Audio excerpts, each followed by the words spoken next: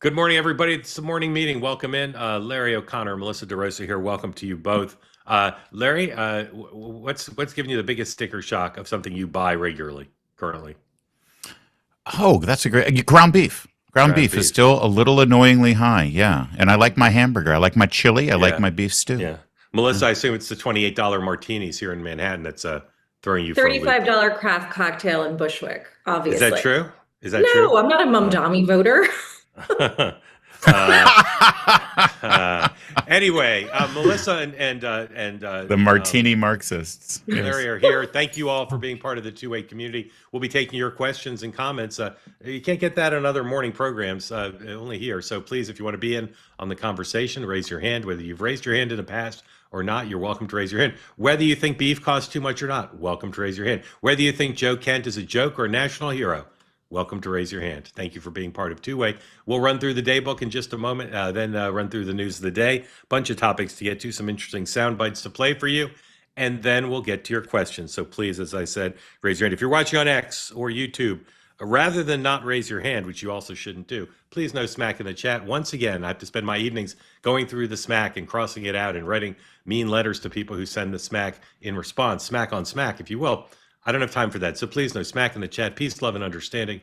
The presumption of grace to all. And now, ladies and gentlemen, I show you our latest photos we have of dogs with bubble cuddle blankets. Yes, the folks at Cozy Earth are making the planet warm and comfy for animals by their owners purchasing the bubble cuddle blanket. There's a great shot of a pooch with a bubble cuddle blanket. All the bubble cuddle blankets and all the various colors, including camouflaged. You can match it almost precisely with any dog. And then for those of you not watching but only listening, here's a dog watching the morning meeting with the bubble cuddle blanket in the foreground. Not staged, not AI, ladies and gentlemen.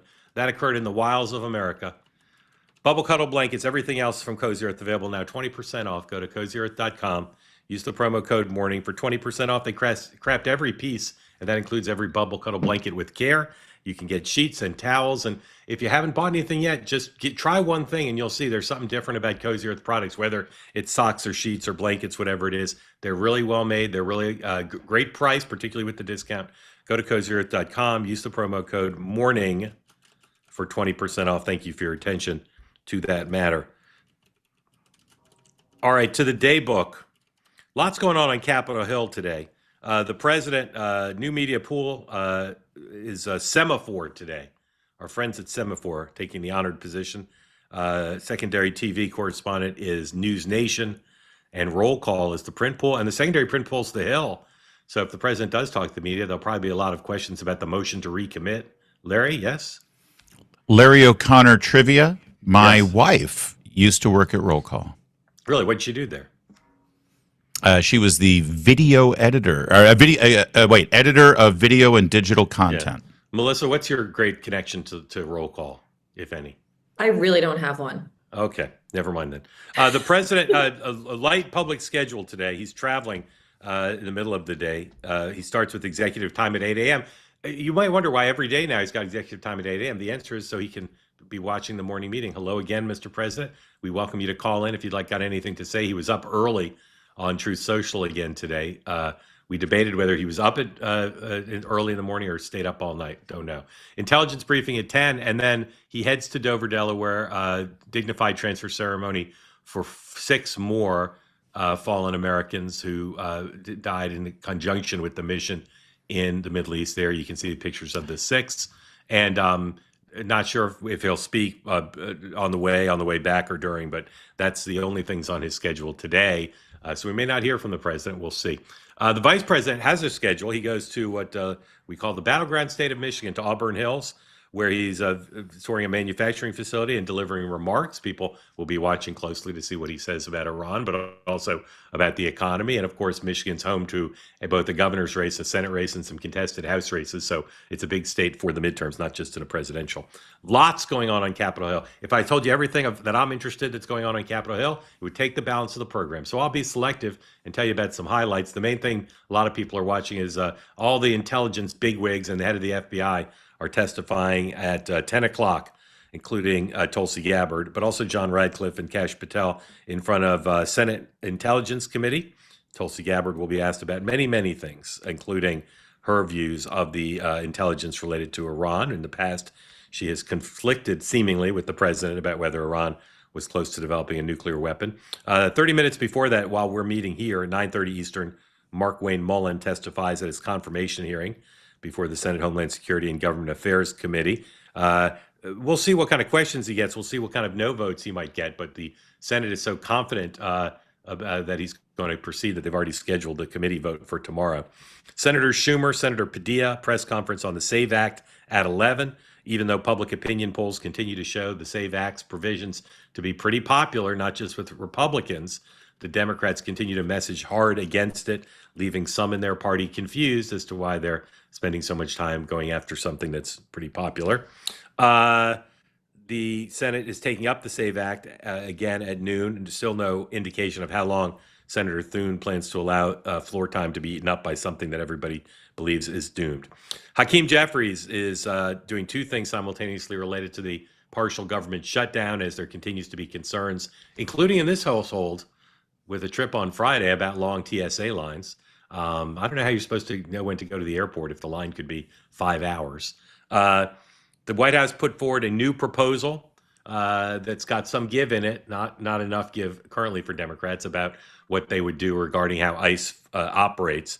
But Hakeem Jeffries is considering the new White House proposal, and he's going to try a long shot attempt at another discharge position to see if DHS could be funded in full, except for those portions of DHS related to immigration enforcement. And again, this is all a bit of a game because those departments are already funded through the big, beautiful bill. Eric Schmidt, Senator Schmidt, has a substitute amendment that he'll present at 12:15 to try to add the president's latest demands or requests about what should be in the SAVE Act, including on mail-in voting and gender transition-related surgeries for minors. A lot of Republicans don't like trying to get rid of mail-in voting, and so Senator Schmidt is trying to finesse that. 3:30, House members receive a classified briefing on the Foreign Intelligence Surveillance Act. And 5:30, Pam Bondi and the Deputy Attorney General Todd Blanche brief House oversight on Jeffrey Epstein investigation, with Pam Bondi still under threat currently of a subpoena to come testify. Joe Kent is going to be a theory on Tucker's show. Tucker's show is not normally streamed live, but according to Tucker, tonight it will be. 6 p.m. Eastern time, Tucker will be interviewing Joe Kent. Eric Erickson says that Joe Kent is also going to do an interview with Candace Owen at some point, but we can't find confirmation of that. And this morning, producer price index came out. Wasn't great, higher than was expected. And our daily check-in, the Dow is currently down 231 points ahead of the open in less than 30 minutes. Oil's at 96, and our energy correspondent, Larry O'Connor, says overnight oil's been bouncing around between about 95 and 105. Is that about right, Larry? Actually, over the past week, it's been bouncing, but I don't think it went higher than 103 last night. Yeah, 103. Candace is interviewing, Michael tells me, Candace is interviewing, Joe Kent's doing this event. We can put up the graphic for this at 109. So today he's doing an interview with Tucker. Tomorrow he's doing this Catholics for Catholics event. And apparently Candace Owen will interview him on stage at that event. All right. That's our day book. Let's talk now stuff. Iran. Overnight, the Iranians hit a bunch of targets, including in Israel. This is 107, and Times of Israel. No injuries reported in latest Iranian missile attack that targeted southern Israel. I think about 15 people have died during this whole thing in Israel. Also, according to Al Jazeera, Israel has killed another top Iranian after the two yesterday, the 103. Al Jazeera says Israel killed the Iranian intelligence minister, third assassination in 2 days. If it's confirmed, it would be number 3 in successive days. Still no sign that the president's built any coalition to open the strait, although indications are that the Pentagon is working on that. So we'll talk about Iran in various ways, but Larry, just overall, what are you looking for now? If we talk about the strait, we talk about regime change, we talk about the Iranian counterattacks. Where's your interest currently? Well, a little more on that intel chief who apparently has been left unalived here by the latest strike. He was in charge of all of the international terrorist activity, it appears. That's what we were told. And he also engineered a lot of the violent threats against officials here in the U.S., including the assassination attempts or certain assassination attempts that were reported against President Trump. He has a lot of American blood on his hand. And so a continuing theme that we picked up on yesterday, Mark, is that who wants to be the next guy? Who wants to replace him? Who, as they continue to find ways to discover where these people are and then eliminate them, they're going to have a serious vacuum at the top here where nobody wants these gigs. Nobody wants to be the next guy in charge. Larry, and I think sorry, hold on just a second. Larry, keep talking. Please put up Fox News. Let's listen to a bit of Caroline Levitt. But go ahead, Larry. I continue to believe that power vacuum and the lack of candidates who want to step up and take the job will lead us hopefully to some sort of negotiated settlement or surrender. All right, let's listen to this briefly, and then Melissa, you will overview for us. One of President Trump's guiding principles is fairness, and he has long called out NATO for being what he believes an unfair alliance for the American people, the American taxpayer, and our U.S. armed forces. You look at some of the trade deals with our NATO allies. The president has worked to renegotiate and reset those to make them more fair for the American people and American workers. You look at the fact that the United States has thousands of troops on our allies in NATO's soil. We're paying these countries billions of dollars, and our troops on their soil serves as a deterrent for them. And the president wants the American taxpayer and our American military to be treated fairly. He feels sometimes with NATO they are not, and he's right to call that out, and he's right to call on them to step up and do more, especially when reopening the strait benefits them even more than it does the United States of America. There are troubles here at home as well. The Department of Homeland Security remains Okay. shut down. And Melissa, where are you looking today? Regime change, CARG, military operations. Where are you looking? Well, in general, obviously the regime change thing, but reading the New York Post editorial today, Trump's tweet in the middle of the night, listening to Caroline Levitt right now, it continues to reinforce to me that we have no plan, which is very troubling on the strait. Because trying to bully Europe and other allies into helping us after we unilaterally did this, and then saying, to hear Caroline Levitt say fairness in NATO after the president has showed such disdain towards Europe when he was, engaging with the Greenland situation and many other things, I don't think is a workable strategy. So it just continues to reinforce to me that we still don't have a plan on the strait. And the other thing I'm watching very closely is we've all been very focused on oil, but we haven't really been focused on the trickle down effects of what higher oil prices can mean vis-a-vis food prices, vis-a-vis polyester, plastics, and a lot of other things that could create greater inflation, further exacerbating the economic woes going into the midterms. So those are the two things I'm looking at.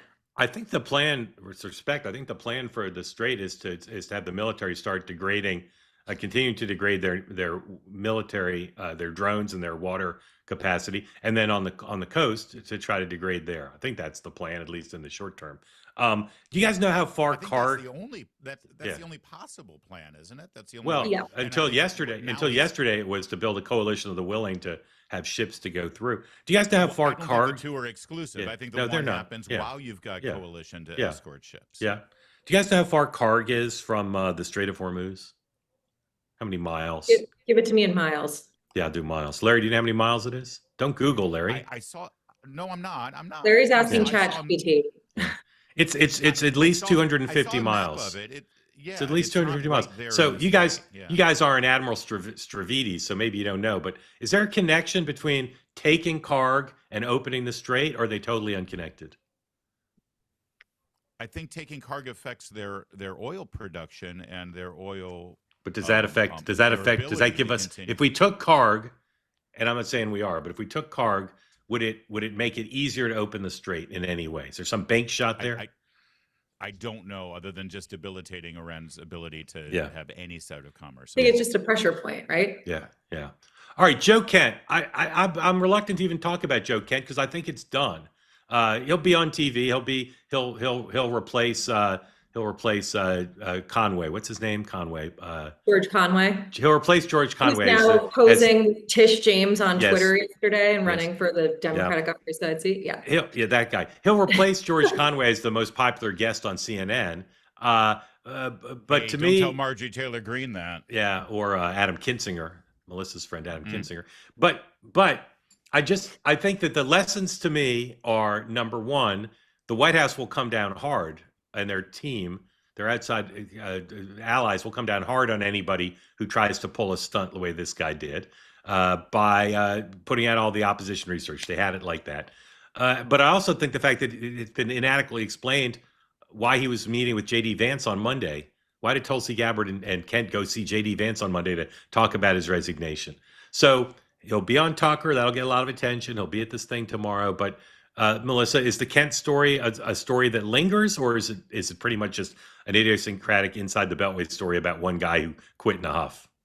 I mean, I think obviously exposes further fault lines within the MAGA influencer group, but I say the MAGA influencer group, right? We don't know yet what the actual impact is on MAGA in general, and Trump continues to appear like he has a stranglehold. So I think no one knew who he was until yesterday. I don't know that beyond this week it's going to matter. Larry, will it sustain? Will this is a story that real people, if I go to a Green Bay diner, will they be talking about Joe Kent? No, they won't. It's a media story. And we do know the last poll, I think through March 16th, an Economist YouGov poll showed only 6% of self-identified MAGA supporters oppose the operation in Iran. Right. Yep. All right. The economy, I told you the consumer wholesale prices, number 116, up more than had been expected. You got 116, here we go. Wholesale prices rose 0.7% in February, much more than expected. The Fed has their press conference today, the chairman's second to last meeting as chair, and he's expected to keep rates steady. Everybody's curious to see what he says about the economy in connection to the war. And the economic data continues to be mixed. We could run through a bunch of stuff related to bonds and housing rates and sales and consumer spending.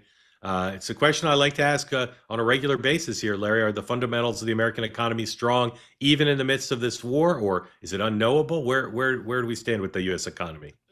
So far, I think that they're like better job numbers right now. But understand, I just saw a stat from Steve Moore, a conservative economist, who said that the federal payrolls have been reduced by 10% in 1 year. That's going to leave an impact on jobs numbers. And I think that you're seeing that.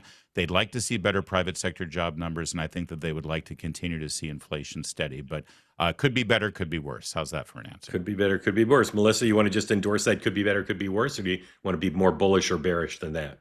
No, I'm more bearish. I continue to think that the combination of AI's effect on the market and also inflation, and I think that I'm very deeply concerned about where the economy is going to go in the next 12 to 18 months. Yeah. You're known around town as a stagflation gal. Is that true? You're worried about stagflation or not? Absolutely worried about stagflation. Yeah, I'm worried that we're sure. going to have mass unemployment, but for 22 to 35-year-olds because of AI in combination with Yeah. everything else. And so that's what I continue to keep my eye on. Yeah. I'm super curious to see if the economy is not good by the summer, what Scott Bassett and Kevin Hassett say. Will they just blame the war? Will they say, well, things aren't as good as we thought they were going to be because we had to go to war? I don't know. Yeah, Q2 is the measure. That's everyone that I know in the administration or Yeah. connected to the Treasury Department. They all think it's Q2. If it stays this way for Q2, they're worried. But that's when they expect Q2 is where everything's going to jump up, especially when tax rebates come in and all that jazz. That's why I said summer, Larry. But if they blame the I'm war, affirming your Yes, sir. prognostication Yes, sir. and reporting, Mark. Yes, sir. Yes, sir. but if Go they ahead. blame the war, won't they just be blaming themselves? Is that a good messaging Well, strategy? yes and no. It's better than saying, we screwed the whole thing Yeah, up. But yeah. you're right. You're right. It I won't, suppose it's, they won't be able to say it was two Joe bad Biden's. options, but Yeah, they won't be able to say it's Joe Biden's war. I All just- right. I just go don't ahead. think if this all becomes about oil and about gas prices, Democrats don't have many legs to stand on, considering all of their green energy policies are the things that have driven up gas prices up until Trump came in. Trump's the one who brought gas prices low. So, Yeah, but I mean, I don't but see what their solutions are. But Yeah. it doesn't matter, right? Because elections are a referendum on people in power, and the Republicans are in control right now. And so even if they want to say, but Democrats don't have a better answer, under your watch, gas prices were going down and now they're going up because you decided to pick a war in the Middle East. And that's a really easy messaging point. I've said this many times. If Democrats are going to come in and say drill baby drill and we'll bring gas prices down, I'd love to see that day, but I don't think they're going to. It's not about that. And I've said this many times. If Democrats win, it's not because we have a superior message right now. I think we have a real messaging problem, in fact. But this life is options, and people don't like the instability and they don't like the lack of predictability and its influence on our day. So. Yeah.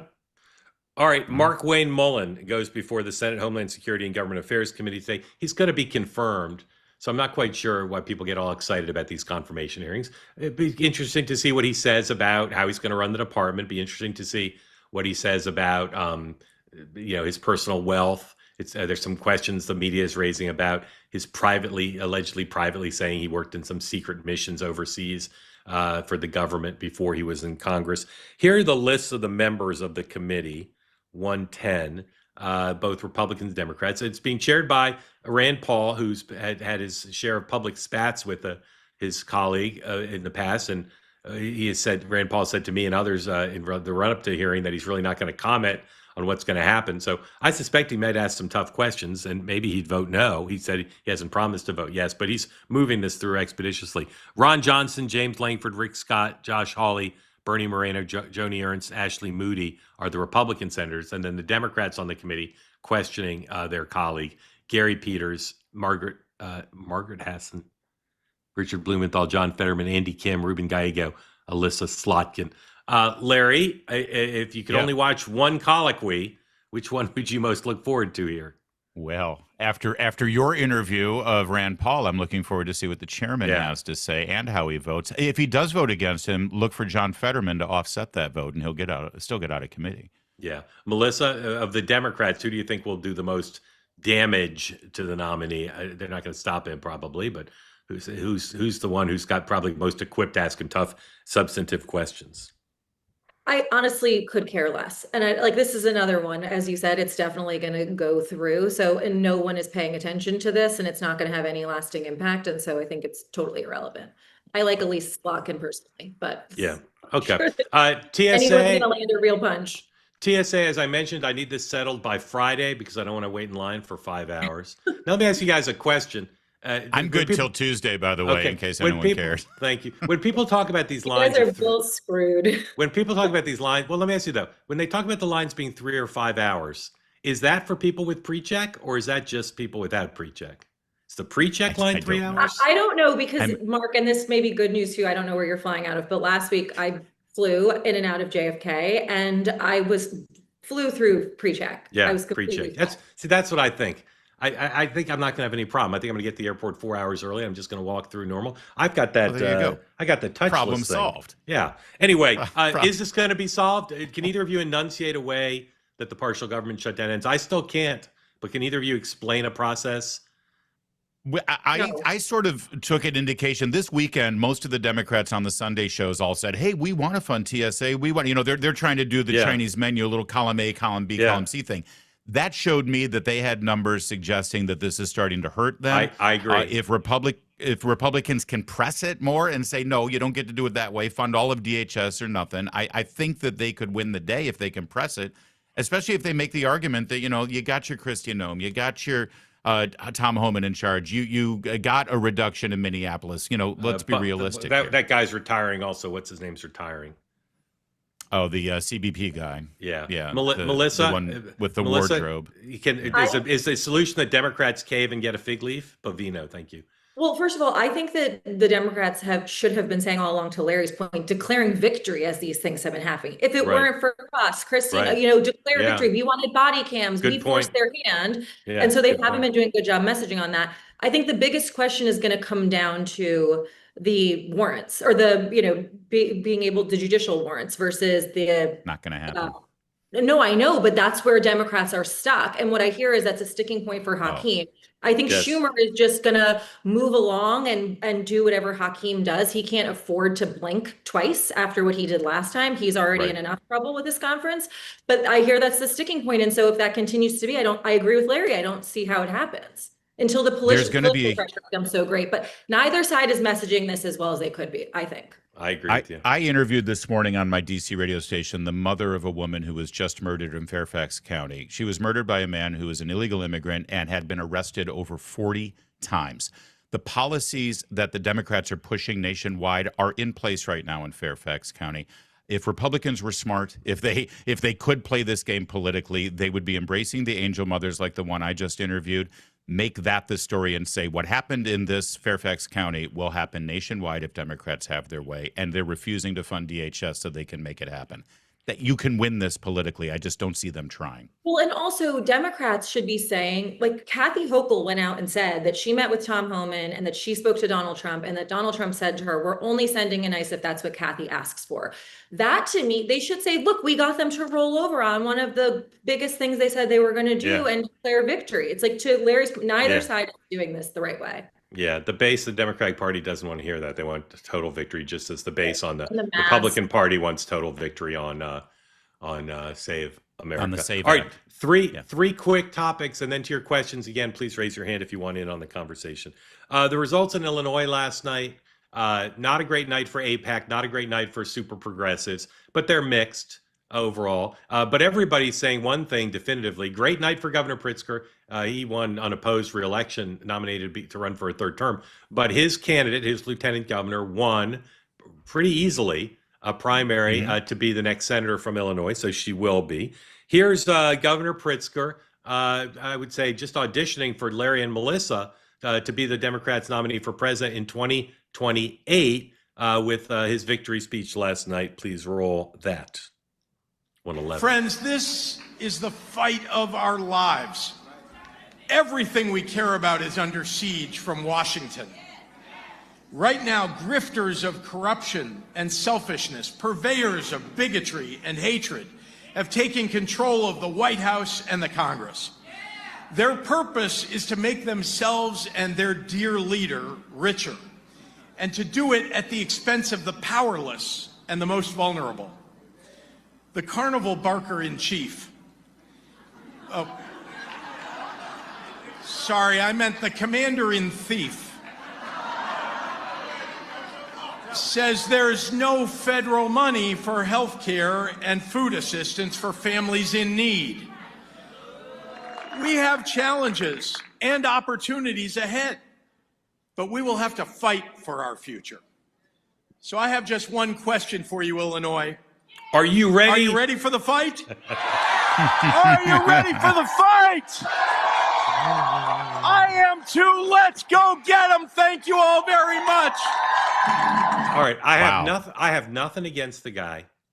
I am embarrassed that he's number 3 on my latest March rankings, 8 for 28, because I except for being a billionaire so he can write checks, I do not get why this guy, my sources think this guy can be the nominee. I just don't get it. What am I missing, Melissa? I mean, I don't think that he's going to be the nominee, but I take issue with something you said before, so I want to circle back on this quickly. Sure. I don't think it was a bad night for AIPAC. I think that there were six wannabe 50-50. squad members were running between the 4 races, and none of them won. Yeah. And given the polling in Democratic primaries on Israel and where AIPAC is, I think it was a great night for them that you can arguably say they won 2 clean, and one of them, because of their work, they were able to elevate. Yeah. Okay. Fair point. You're right. But I'll just say this as an asterisk, and then you'll tell me about this governor, this short Jewish heavy governor with no record of success in his state. I thought he was standing in a hole. Is that really how short he is? He's not tall. The short candidates are mostly the 3 Jewish prospective candidates are all also short Jews. They're not tall Jews. They're short Jews. Melissa, all I say about AIPAC is, they're on the outs now, right? They got some stink on them. right? Yeah. In the party and in the media, even in the media. And so Yeah. they had a good night in terms of the outcomes of these races. But I feel like what made me feel more negative about them from their political point of view is they kind of put more stink on themselves in this. Like the way they're doing the spending the money, the kind of ads they're running, they're not running clean. They're running dirty. And so even when they have a little bit of success, it's still their death spiral. Everybody runs dirty, Mark. It's 2026. But of course everybody does. But if you start out dirty and you run dirty. Look, I'm an outcomes-based person I at the end hear of the day. So, and I could think they could argue 3 out of 4, and they kept all potential squad You're right. members. I can and see. As a I can moderate see. Democrat who thinks anti-Semitism is a problem in our party, I thought they didn't have a bad night. Yeah. Okay. Pritzker, I agree, should not. He's not compelling. He doesn't have a real record to point to in Illinois. I'm not sure why he continues to be on everybody's list, except he's a billionaire who, is a governor of a big state. Yeah, Larry, can you make the case? I know you don't have super positive things, but what are most of my sources want him high on the list. That's why I put him in number 3, but I'm not putting him in number 3 next month. I can tell you that now. 5'9". Driven by money. ChatGPT says 5'9". So everyone was really tall standing on the stage. Melissa, how tall are you, Melissa? I'm 5'8.5", and I think I'm taller. Pritzker. We're gonna get you. We're gonna get you in a room with him, and both of you in flats. Larry, make the case. What is it? What is it that makes people say this guy's got a good chance to be the nominee? All right, so I'll make the case. It's money. He's got a lot of money, unlimited funds, and that goes somewhere. Although it didn't go very far for your former illustrious governor or mayor of New York City, Michael Bloomberg. And your former boss, if I remember right. You were at Bloomberg for a while there, weren't you? Yes, sir. Yes, sir. There you go. Yeah. So I don't know how far that'll take him. I think also, I guess he could position himself as less radical than Gavin Newsom. He could, but that's not what he does. Not. He's not. But he's not. And that's, you're right. And that doesn't, you're right. I think the opposite. If I was to make the case for the guy, I'd say if AOC doesn't run, the Bernie wing is wide open. Maybe he just takes that win. Maybe. He's never going to be the Bernie wing candidate. No. And also, I thought that this lieutenant governor that he propped up, and I say that, and I don't mean to be demeaning, but my God, reading all the press off of this, you would think he was the one running. I know. She wouldn't have won without him. Showed. I don't know how indicative that clip is of the full speech, but I was struck by the fact that he didn't pretend that he's running for another term in Chicago, in Illinois. He was obviously running for president that entire. What's going on? What's going on with Melissa? I'm muting. You're gonna have to own her. Yeah. Melissa, you have to log off again. Wi-Fi I think. situation. Yeah, that's a deep. Sorry, no, you guys froze for some reason. Sorry about that. No, you froze, Melissa. No, it was you. But, no, my computer froze. It looked Sorry like about that. That's all right. All right, let's just talk 2 more topics real quick. Texas Senate. Last night was the deadline for Cornyn or Paxton to get off the ballot. Neither of them did. So they'll both be on the ballot. But typically, if you're on the ballot but you quit, you're not going to win. The president still hasn't endorsed. The negativity is starting. They're spending money, right? The whole point of trying to clear the field. Here's the New York Times headline: No Trump pick his deadline locks in Texas. Deadline locks in Texas Senate race. President decided not to weigh in before the deadline. There's a school of thought looking at the polling and at the opposition research that's already raining down on Tallarico that Paxton could beat Tallarico. So why should the president piss off the base and MAGA by endorsing Cornyn when they'll keep the seat anyway? That's a school of thought, and there's some evidence of that. And then there's a school of thought that says just get the incumbent in there and find something for Paxton to do. Find some excuse for him to quit the race. Larry, how's this going to end? I think if that was going to happen, it would have happened. And so at this point, I don't think that endorsement is coming. And I've been an outlier here. I've been one of the people who have been an outlier since the day after the primary. So the president will engage. The president will engage in a rare flip flop and say, I said I was going to endorse, but I'm not. I left out one thing that the Paxton people argue, which is the base will be so demoralized if Cornyn gets a nomination through Trump's endorsement that they won't turn out, and that will allow Tallarico to win. So that they argue that Paxton's actually a stronger general election candidate. The establishment doesn't think that. And most importantly, President Trump takes great pride in his endorsements in primaries. Yes. Great pride in it. He talks about it all the time. Yeah. It would be horrible if he were to endorse Cornyn and then have Paxton beat Cornyn in this runoff. That would just be devastating. For that reason, at this point, I've said this, I've sort of leaned into this a little bit, but now, based on my reporting, I feel strongly. I don't think he'll endorse unless they've got a way to get Paxton out of the race. I don't think he's going to endorse and then hope his candidate wins. Melissa, how do you see this ending, and where do you see Tallarico's ability to beat one or both Republicans? Look, it's an uphill battle for Democrats. We haven't won statewide there in 30 years. So I think that the win for Democrats is making Republicans spend time and money there, which they're going to have to likely do in either scenario. But I think that Trump ends up sitting this one out. And I just feel bad for Cornyn that he had to write an op-ed flip-flopping himself when he doesn't like to do that. And then he's not going to get Don't what he feel wants. bad. But All it right, is what so it is. So you both are saying, I believe, at least for the first time to my ears, that he's not going to endorse, correct? Correct. And I don't think that's the first time. I've been saying it Larry for- and I said last yeah, week yeah. that when the op-ed for came both of out, us, we yeah. didn't think it was going to really move Yeah. the needle. Yeah. All right. I'm just gonna, for the sake of bragging rights, I don't really believe it, but he's going to endorse. He's going to endorse Cornyn. Paxton's going to get out of the race and endorse, and Cornyn will win easily. That's my prediction, even though I don't All right, believe. we'll I don't see. believe it. All right. Last topic. Mamdani. Everybody said Mamdani wins. He's going to dominate the news. He's going to be talked about. Republicans are going to talk about him all the time.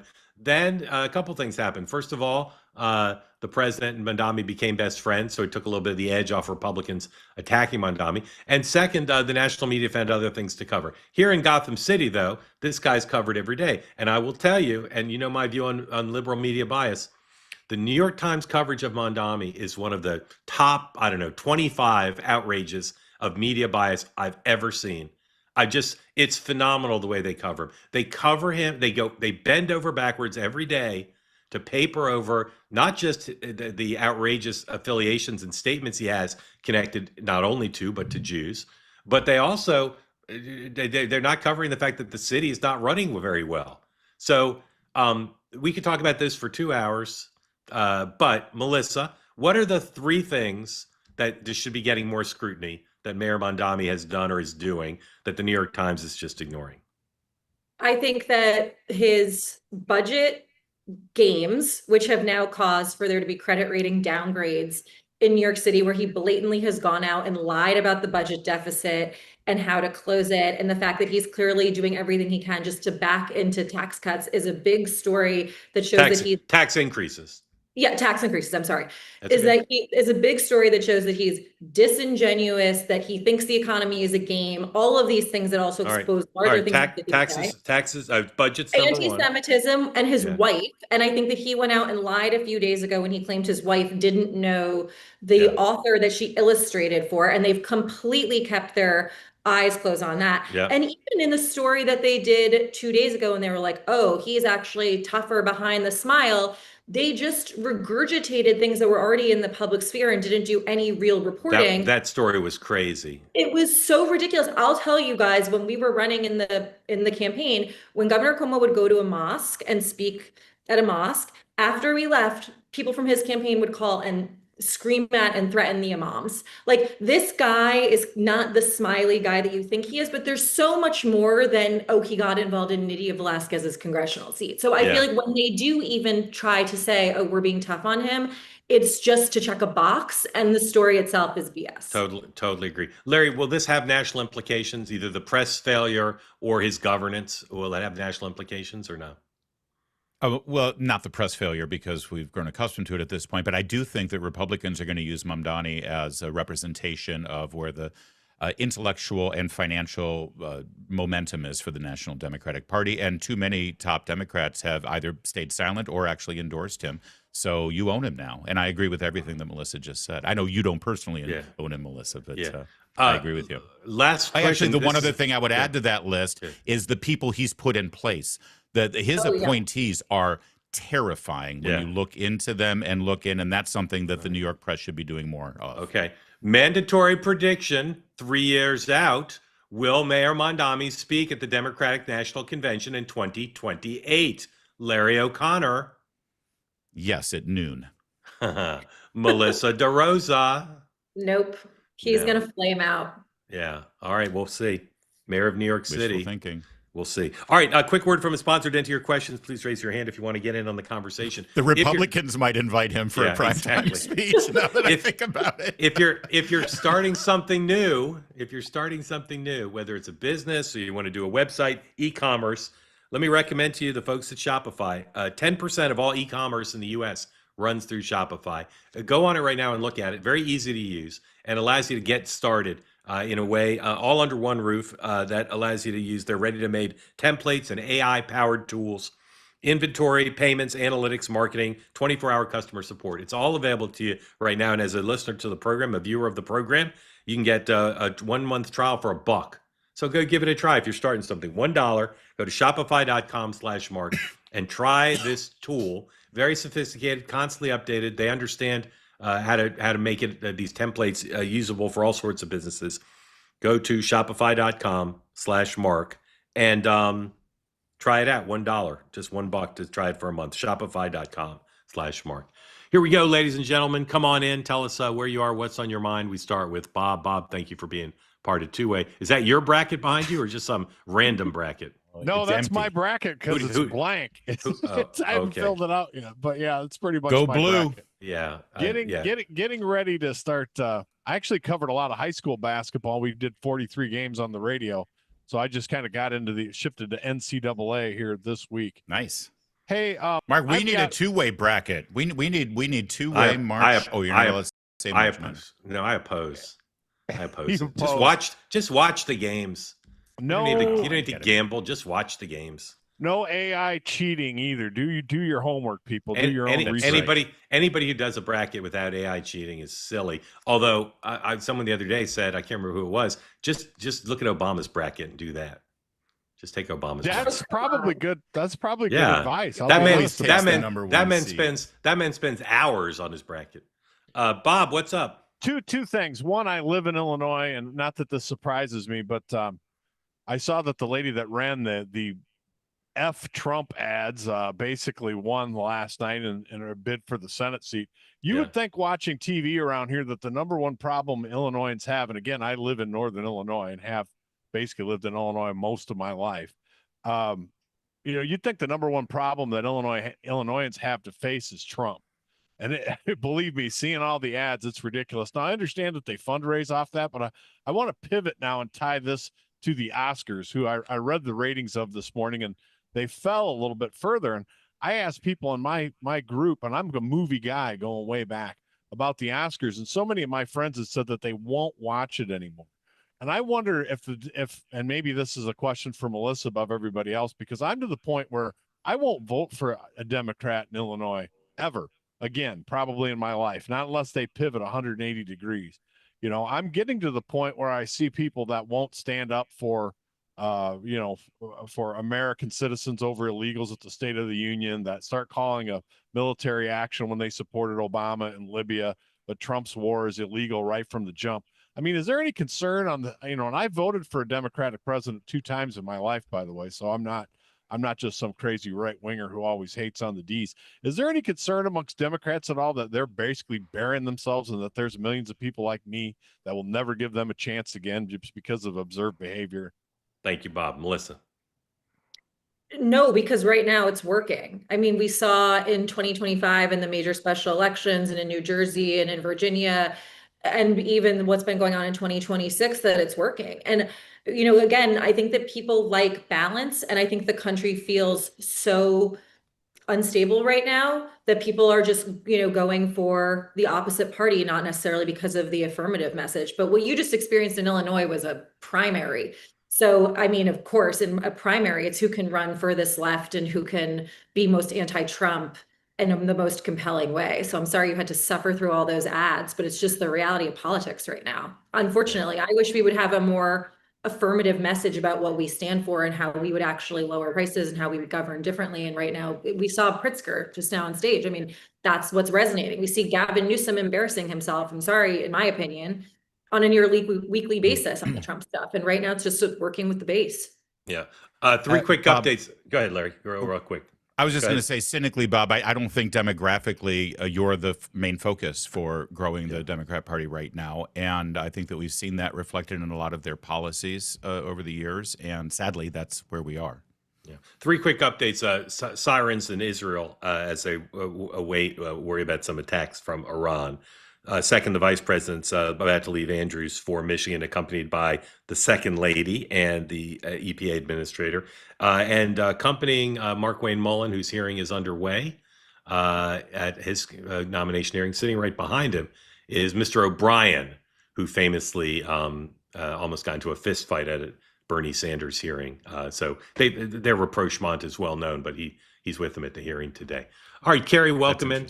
Tell folks who don't know where you are and what's on your mind for Larry and for Melissa, and thank you for being part of Two Way. Good morning, everybody. Mark, thanks for having me back. Larry, great to see you. And Melissa, happy to meet you for the first time and get to be on with you. So I've really enjoyed watching you over the last couple of months. My question is Iran related and it's new media related. So I thought this was the perfect platform because I know I'm going to get a fair shake from you guys. And so just so you know sort of where my question is coming from, my stance on Iran is I'm neither for it or against it, right? Like I don't love the incursion. I'm really happy we don't have boots on the ground, but I think Trump has earned my trust. So I'm willing to give him a little bit more time at this point to prove to me that, you know, we're on the right path here. So okay, so with that as the background, we've all been watching Trump for the better part of 10 years at this point, right? And we've seen everything thrown at him that you could possibly throw at Trump to try to degrade him, to try to take him out, right? From the media, the hoaxes, the investigations, impeachments, the raid on Mar-a-Lago, the civil suits, the criminal suits, the deplatforming, the debanking, the list goes on, right? And so I think what we've learned watching Trump over the last 10 plus years is he's kind of a mud monster, right? The more you throw at him, the bigger he gets. The normal rules just don't apply to him. He's not really beholden to anyone. So with that said, I am so perplexed at voices that I'm hearing in the new media space, who I really trust and I really rely on as fair arbiters of the truth, who've come out and so vociferously stated that we are in this war only because of Israel. And I just don't totally understand that. And I don't think that the people who are perpetuating those lines of reasoning are anti-Semitic. I don't think it's an anti-Semitic thing. And I'm not talking about Tucker, but Megyn, for example, right? I love Megyn, but I've been really surprised at the tone she's taken. Right. So, Carrie, do you have a button question, or do you want Larry and Melissa to just comment? No, I mean, what is this about? What am I missing? And why are there so many people who so confidently think that after all these years of people trying to take Trump down, that suddenly Israel is the one who's got something on him that if he doesn't do what they want, they're going to take him down. I just don't understand that. I don't know if their intention is to take him down, but Larry, why are people like Kent so confident that Israel is behind this? What's driving that? It's a great question, especially on the Iran thing, Carrie, because it's not like President Trump isn't on the record for, even before his political career, suggesting military action against Iran. We've all seen those video clips of him saying it. I guess maybe the most reasonable explanation, at least when it comes to Tucker, is that this is what he truly believes, despite the fact that he believed something else when he was writing for National Review or Weekly Standard or was a host of Crossfire. Now he believes something else, and you just got to take him at his word. Megyn's a little different because she's only recently sort of entered the opinion journalism sphere. So I don't know if she has a long track record one way or the other. Maybe her news instincts tells her that this is, you know, what's behind the policy decision. I don't get it. I'm in the same sphere. I'm a new media personality too, and I can only say what I believe. It's very hard to bullshit your way through what we do, frankly, if you can excuse the French. Your audience smells it a mile away. And so I take them at their word. This is what they believe, and I just respectfully and vociferously disagree. Melissa, what do you think the impact of people making the accusation is, if any? Well, not the impact, but the diagnosis. I mean, I think it's much simpler than that. I think that in the very beginning of this, and we've talked at length on this platform about the lack of communication and steady and consistent communication throughout this war and predating it and lacking making the case and the clear what victory looks like, et cetera. But at the very beginning, after a briefing, they walked out, Marco Rubio and Mike Johnson, and said, we're going to war because Israel said they were going to attack. And if they attacked, then Iran was going to hit us. And so we had to. And I think at the very beginning, when people were still forming their opinions about the war, that came out and people latched onto it. And so again, I think that this was an avoidable thing that the administration flubbed on the messaging that I think it has created more problems for them. Yeah. Carrie, thank you. Great answers from both. Good to meet you, Carrie. Aaron, welcome in. Tell folks who don't know where you are, what's on your mind for Larry and for Melissa. Thank you for being here. Hey, y'all, I'm calling in from Houston, where we're very excited about the high fuel prices. Yeah. Larry, I am very impressed with your optimism about the potential for a power vacuum in Iran leading to peace. I hope you're right, because the way I see it, a country is about to be up for grabs. And not presenting myself as an expert on Iran, but I know they have a lot of oil. That seems worth fighting for. And the other thing I know for sure, because my country has said it, and if my country says something to justify a war in the Middle East, you can take that to the bank. It's 100% true, is that they are the number one state sponsor of terrorism, and they're just a terrorism factory, turning out terrorist after terrorist after terrorist. So that seems like an unfortunate ingredient.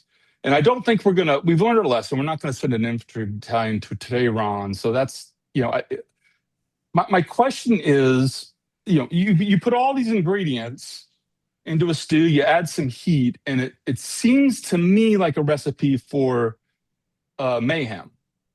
And so do we care what comes out? This is my question really, is do we even care what comes out? I mean, assume total military victory, we kick ass, another win for the United States, we take out every nuke that doesn't exist, every missile that can't reach us is gone. And, do we even care what comes after that?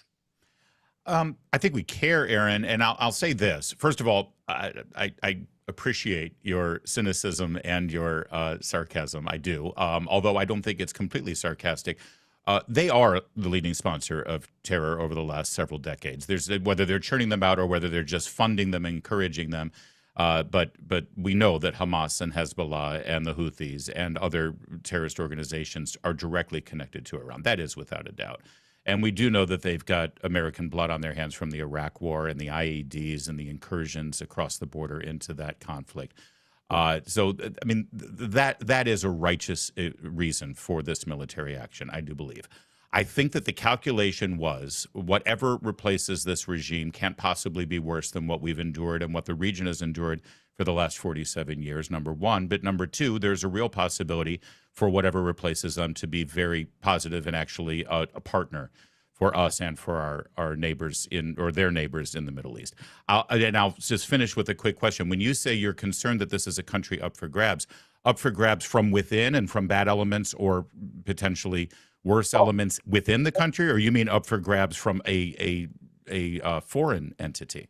All the above. I think anybody with an interest in who would like access to a massive amount of natural resources, could be China, could be Russia, could be Saudi Arabia. Yeah. I mean, I think everybody's going to fight for this. Aaron, let me stop you because I just want to. I'm sorry to interrupt, but Senator Paul, we were wondering how he was going to question the witness, Markwayne Mullin, and he questioned him about he accused him of having anger issues, and he said Mullin had previously said that he understood why Rand Paul's neighbor attacked him. Rand Paul's neighbor physically attacked Senator Paul a few years ago. And he said, Markwayne Mullin previously said, I understand why he did that. Kind of a sarcastic, jokey thing. Aaron, don't take this the wrong way. The kind of thing Aaron might say. Just kidding. And Senator Paul said, tell me to my face why you think I deserved it. And here's the answer. Take this live, please. Markwayne Mullin is being pretty humble and trying to play down the notion that he's got anger management issues. You take this live now? It's on all three cable networks. They've all jumped to it because it's pretty dramatic.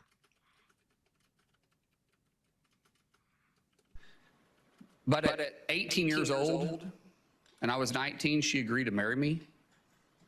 I didn't have anything. I was on a wrestling scholarship, living in a dorm. She was cheering at Northeastern State University. I think she fell in love with my truck, 'cause my truck was pretty cool. But the truth is, we didn't know what we didn't know, but we did know we loved each other. And I haven't been perfect. I apologize to her quite often and send her flowers all the time. But I still am humbled by the fact that we've got to enjoy this walk together. We've had God on our side and her right beside me. And to our 6 children who's been on this adventure with me, what an adventure it's been. We have a saying in our family, you're never going to change anything you're willing to tolerate. That's how we live our life, and that's how we move forward. And regardless of what's in front of us, we always take it on as a family. And I'm not scared of a challenge. I am scared of failure. And so I will work hard each day.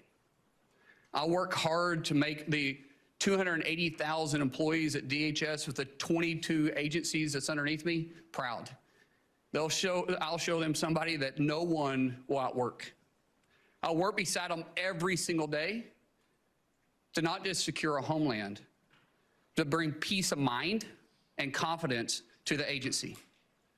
My goal in 6 months is that we're not in the lead story every single day. Okay.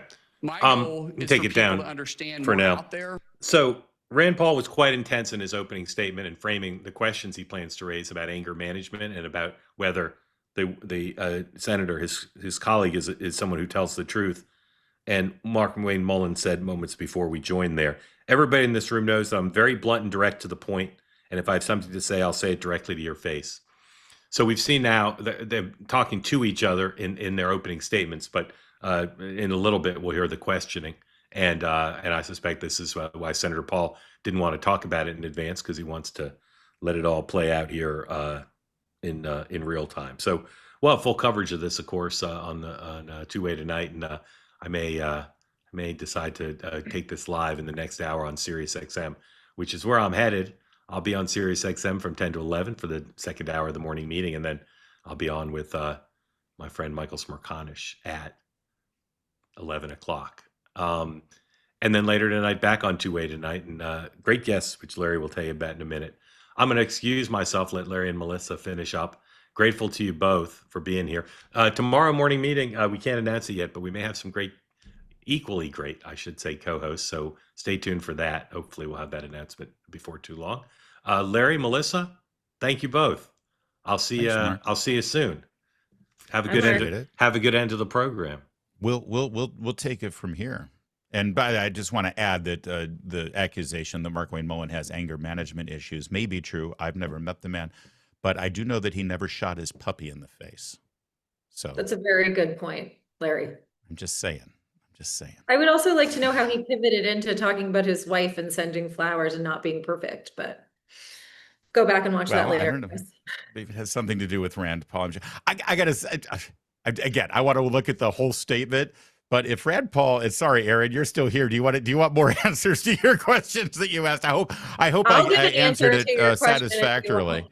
Well, I mean, it's also a really diverse country. My sense is we're going to pick one of these ethnicities to empower, and maybe it's the right one, maybe it's wrong, but others will feel locked out. And if this thing descends into some version of Libya or Syria, like, does anybody even care?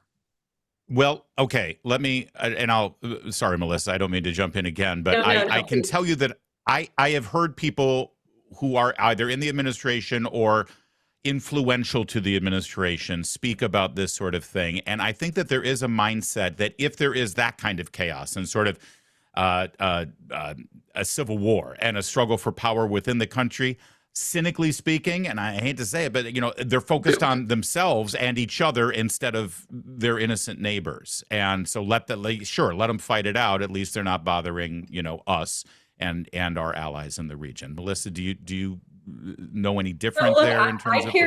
I care deeply about what happens next, because as a student of history, and you think about what happened with Al-Qaeda in Afghanistan. I mean, that grew out of us walking away after we had their assistance in fighting Russia.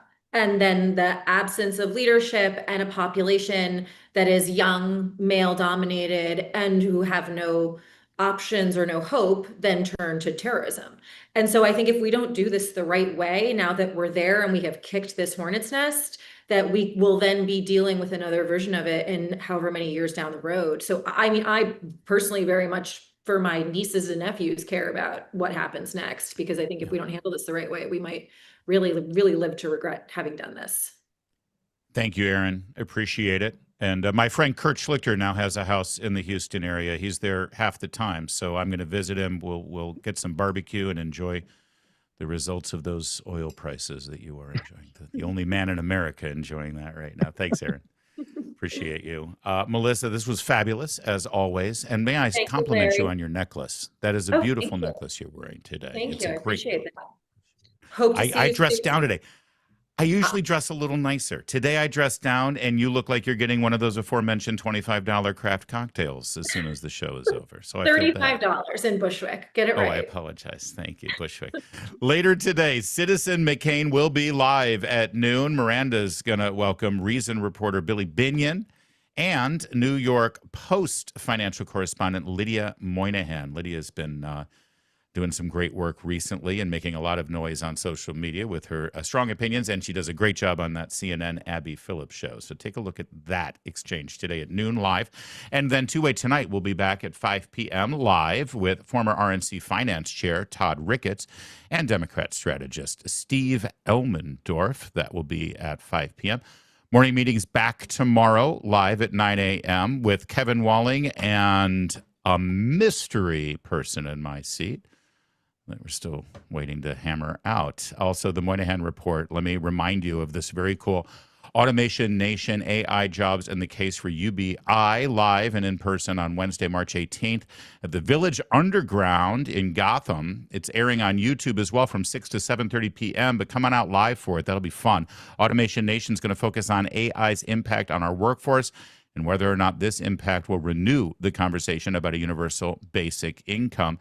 Tickets can be reserved on the Village Underground website or on 28.tv/automation. Melissa, you were just talking about your concerns over automation and what that means. Elon Musk keeps talking about it. If you noticed, Elon Musk will, tweet out. Can we still say tweet? He puts out on X, he says, yeah, in 10 years, none of us will have jobs and we'll just let AI work for us. I don't know if I want that, although I do drive his car, or more specifically, let his car drive me around. And I do like that, and it's a grave concern. It really is. It truly is. So everyone should watch that later.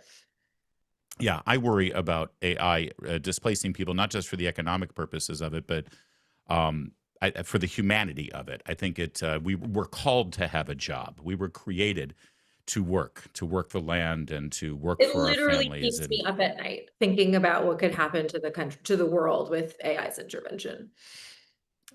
Thank you, Melissa. Thank you to Bye, our guys. community. Thank you, everybody on every platform watching us, and we will be back. Well, you just heard when we'll be back, and certainly the morning meeting will be back right here, right where you're watching us, same time, same place. Until then, have a peaceful day.